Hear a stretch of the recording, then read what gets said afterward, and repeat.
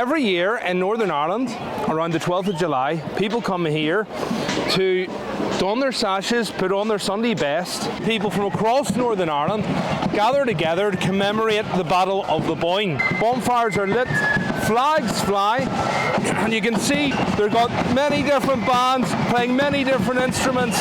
The celebration is absolutely unbelievable. People with marching bands, with flutes, with flags. It looks wonderful. It is the biggest cultural exhibition and display in Northern Ireland annually.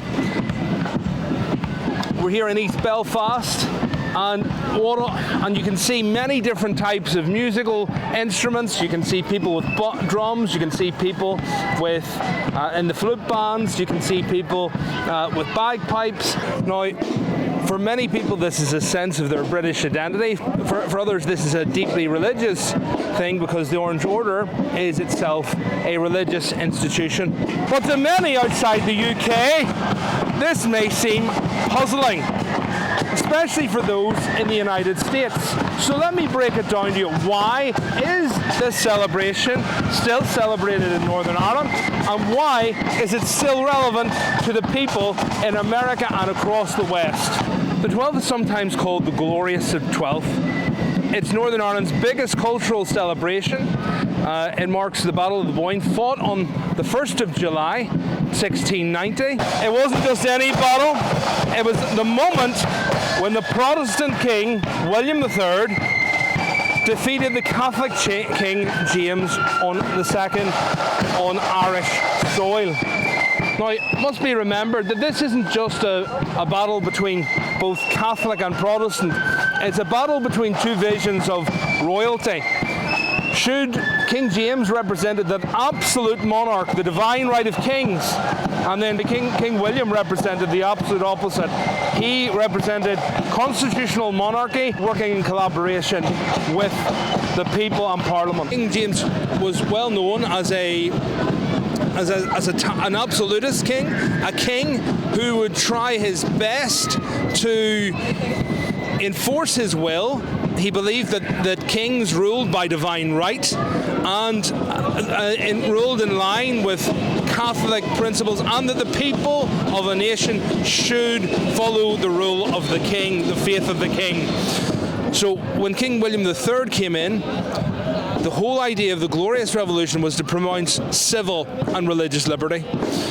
This is what this celebration is about, and it's also a reminder of how that was fought in the 20th century, in the First World War in particular, the Somme, and later in the World War II. So it's a reminder for us all that liberty is an intrinsically British, an intrinsically Western, and intrinsically Protestant idea. And without King William, without the Glorious Revolution, this would not have happened.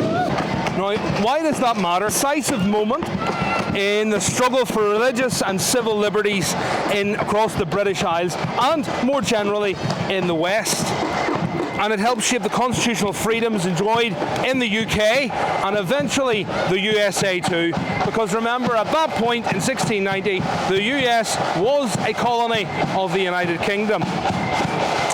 Here's when it gets interesting for Americans. Many of the early settlers in the American colonies were Scots-Irish, that's Ulster Protestants, who carried with them a deep respect for liberty, a suspicion of tyranny, and a proud Protestant faith. They saw William of Orange as a defender of freedom, and they brought that worldview across to the Atlantic. Their influence in the American Revolution was profound. In fact, many British generals complained that they were fighting a Presbyterian rebellion, that Scots-Irish fire for liberty burned right down in the places like Pennsylvania, the Carolinas, and Virginia. So when people in modern Ireland march on the 12th, they're not just reenacting history. They are celebrating the preservation of liberty and the right to worship freely and the rule of law and the resistance to absolutism. It's a celebration of identity. We're going to ask some people what their views are, what the 12th means to them. And as we'd said, for some people it's going to be British identity and culture. For others, it's going to be about liberty. So we're going to ask a few questions of people. It means a lot for generations. I've been doing it for 55 years and I still get a buzz every year. Well, it means everything to me. I like the 12th. I like watching the 12th every year. I try to make a point of coming and seeing it every year. And when it's in Lisburn, it's a great time when it's in Lisburn City, Although it's out in the country, but, it's still part of our culture and heritage. So it's good to come and see it.